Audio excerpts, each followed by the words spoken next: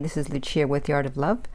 Today I have a question from a viewer, and he asks, what I don't understand is that eventually someone has to give up and reveal their feelings.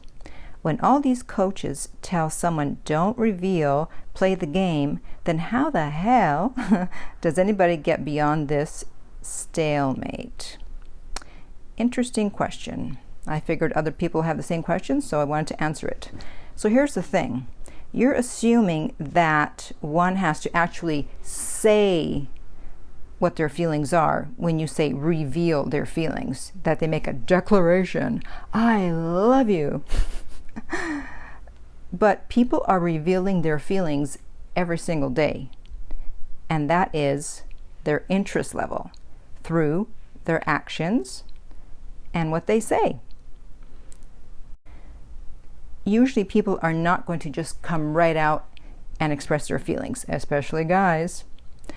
And if they do, I would be a little suspect, because actually I had a client who started dating someone, and after the third date, she said, I love you, I love you. She started saying, I love you after the third date. And after the fourth date, she broke up with him.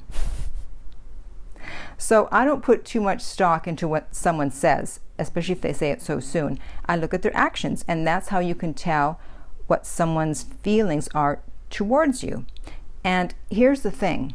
If someone's interest level is above 90%, they cannot control themselves, and they can't control what they say. So you're going to find out what their feelings are. I was dating someone a while back, and I had gone to this convention for TV shows. I was pitching a TV show, and The Tonight Show was there. This is when Jay Leno was still the host. And they were interviewing people there who were pitching their shows, and you had the possibility of possibly being in their skit. And so they contacted me, and they let me know when the show was going to air, but they didn't say whether I had made the cut or not. And so this guy that I was dating, I let him know, I'm like, hey, I might be on the Tonight Show tonight. Well, he freaked out. He somehow told himself a story that I was going to be on the show, and then I was going to get famous, and I was going to leave him and not want anything else to do with him. So he starts writing me these emails from his work email, which other people had access to. He panicked so much that he didn't even bother to go into his personal email. He just started writing from his work email, and he even said, I don't care who else can read this.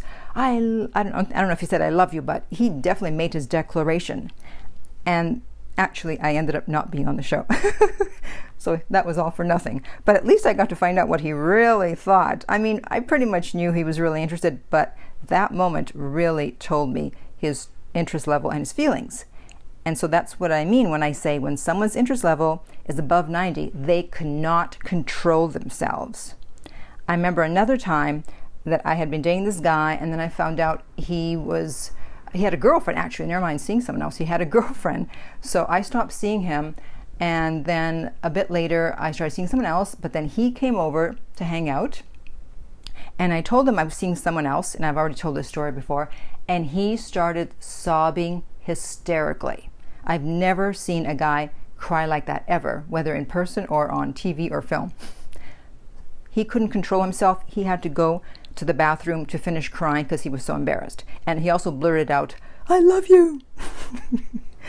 And I was shocked because he had never behaved like that before. And so there you go again. So people don't have to reveal their feelings or announce them. It comes out through their actions when they think that they've lost you or they're losing you, or in other ways. They don't necessarily have to feel like they lost you or are losing you. These are just the two examples that I gave you.